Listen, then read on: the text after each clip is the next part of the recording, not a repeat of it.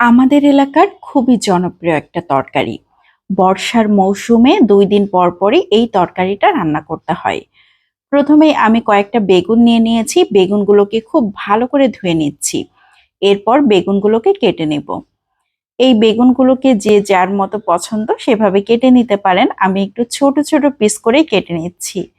বেগুনের এই তরকারিটা খেতে যে কি পরিমাণে মজার হয়, অল্প মসলায় দারুণ টেস্টি একটা তরকারি। বেগুনগুলোকে কেটে নেওয়ার পর আমি কিছুক্ষণ পানিতে ভিজিয়ে রাখবো। এই বেগুনের সাথে আমি ২টা আলু দিয়েছি। আলুগুলোকেও ছোট ছোট করে কেটে নিয়েছি। এখন একটা সাইডে রেখে দিচ্ছি। এদিকে চুলাতে আরো একটা প্যান বসিয়ে দিয়েছি। তার মধ্যে ৩ টেবিল চামচের মতো সয়াবিন তেল দিয়ে দিয়েছি। তেলটা যখন গরম হয়ে গিয়েছে সামান্য একটু লবণ দিয়ে দিলাম মাছগুলো ভাজার সময় যাতে তেল ছিটে না আসে এই জন্য। আগে থেকেই ইলিশ মাছগুলোকে লবণ হলুদ মাখিয়ে রেখে দিয়েছিলাম। সেগুলোকে হালকা করে ভেজে নিচ্ছি।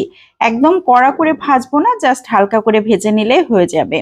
এখন মাছগুলোকে তেল ঝরিয়ে উঠিয়ে নিচ্ছি। ইলিশ মাছ থেকে কিন্তু অনেকটাই তেল বের হয়েছে। আর ইলিশ মাছের পেটিটাও আমি দিয়েছিলাম, মানে পেটের মধ্যে যে তেল থাকে সেটাও দিয়েছিলাম। খুব ভালো করে ভেজে নিয়ে নেড়েচেড়ে নিলাম। এখন দিয়ে দিচ্ছি পানি। গরম তেলের মধ্যে এভাবে পানি দিতে হবে। আমি এখানে ২.৫ কাপের মতো পানি দিয়েছি। ১ চা চামচ লবণ, ১/২ চা চামচ হলুদ গুঁড়ো দিয়ে খুব ভালো করে নেড়েচেড়ে এখন ২ চা চামচ কাঁচামরিচ পেস্ট, ১ চা চামচ পেঁয়াজ পেস্ট, ১ টেবিল চামচ দিয়ে দিয়েছি সরিষা পেস্ট। খুব ভালো করে সবকিছু মিশিয়ে ঢাকনা দিয়ে ঢেকে অপেক্ষা করলাম ৫-৬ মিনিট। খুবই সুন্দর বলক চলে এসেছে। এখন দিয়ে দিচ্ছি বেগুন। বেগুন এভাবে বলকে রান্না করলে সবথেকে বেশি টেস্টি হয়। যে আলুগুলোকে কেটে রেখেছিলাম সেগুলোকেও দিয়ে দিয়েছি। এখন ঢাকনা দিয়ে ঢেকে ৫-৬ মিনিট জাল করে নিয়েছি।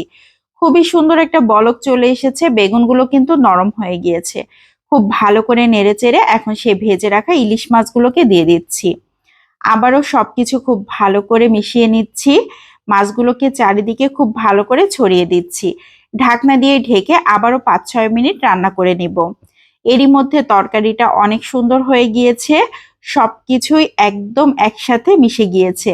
এত সুন্দর একটা ঘ্রাণ আসছিল। আবারও খুব ভালো করে নেড়েচেড়ে এখন দিয়ে দিচ্ছি ১/২ চা চামচের মতো জিরা পেস্ট। জিরা পেস্টটা শেষের দিকে দিলে সুন্দর একটা স্মেল আসে। অনেকেই মনে করেন ইলিশ মাছের জিরা পেস্টটা একদমই যায় না, কিন্তু এই তরকারিতে জিরা পেস্টটা দিলে অনেক সুন্দর একটা টেস্ট আসে এবং সেন্টও আসে। খেতে খুবই মজার হয়। যারা জিরা পেস্টটা দিতে চান না তারা স্কিপ করতে পারেন, তবে আমরা কিন্তু দিয়ে থাকি। খেতেও অনেক মজার হয়। তরকারি রান্না একদম কমপ্লিট হয়ে গিয়েছে। ইলিশ মাছ বেগুন এভাবে একটু ঝোল করলে এত মজার হয়, আর যদি এভাবে বলকে রান্না করা হয় তাহলে তো কথাই নেই। তো কেমন লাগলো সবাই জানাতে পারেন। আজকের মতো এখান থেকেই বিদায় নিয়ে নিচ্ছি। আসসালামু আলাইকুম।